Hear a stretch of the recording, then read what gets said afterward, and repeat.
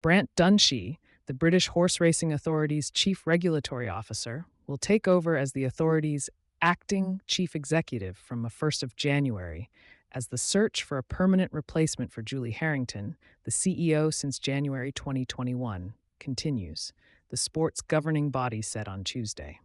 Dunshee has been closely associated with many of the sport's key issues and initiatives since joining the authority in March 2015, including a wide-ranging review of Cheltenham's festival meeting in 2018 when 6 horses suffered fatal injuries and regular attempts to tighten the rules around the use of the whip. The BHA said as it announced Dunshee's new role on Tuesday that the search for Harrington's permanent successor has been delayed to allow the recently appointed new chair of the authority, Lord Allen of Kensington, who will take over from Joe Saumarez-Smith in May, to play a role in the recruitment process.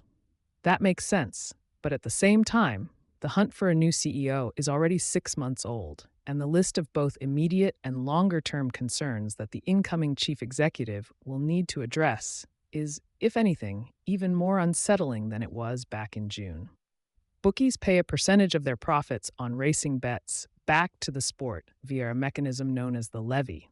and the possibility of a reform to that system to deliver a much-needed boost to one of the sport's main income streams seems as distant as ever.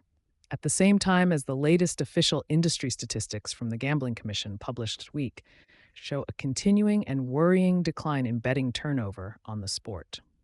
That decline, in figures which go up to the end of March 2024, is a particular concern when set against the slow but steady introduction of the affordability checks. For punters that were part of the previous government's plans to reform gambling regulation, there was little, well, no, concrete progress on the subject to report at a media briefing arranged by the British Horse Racing Authority on Tuesday.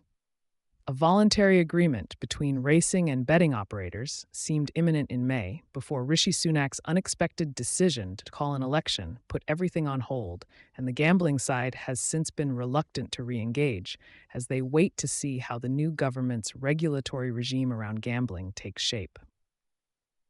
There were, however, a few mildly positive noises, with Greg Swift, the BHA's Director of Communications, reporting that senior representatives from the BHA will be meeting senior representatives of the Betting and Gaming Council next week to resume those conversations, seemingly at the behest of Baroness Twycross, the gambling minister. The talks will resume, though, following the government's decision to press ahead with the last government's plans for a £100 million a year levy on the gambling industry. To fund prevention and treatment of gambling-related harm is unlikely to speed up their return to negotiations.